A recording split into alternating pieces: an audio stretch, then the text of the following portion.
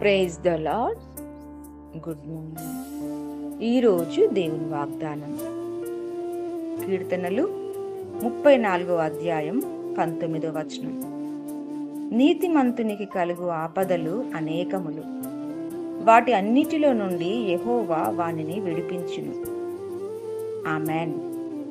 ప్రియమైన దేవుని బిడ్డలారా, నీతిమంతులు ఎవరు అంటే ఆయన రక్తంలో కడగబడి ఆయన నామమును ఒప్పుకొనిన వారందరూ నీతిమంతులుగా ఎంచబడినట్లు పరిశుద్ధ గ్రంథం మనకు బోధిస్తూ ఉంది. అయితే నీతిమంతులకు కూడా ఆపదలు కలుగుతాయి.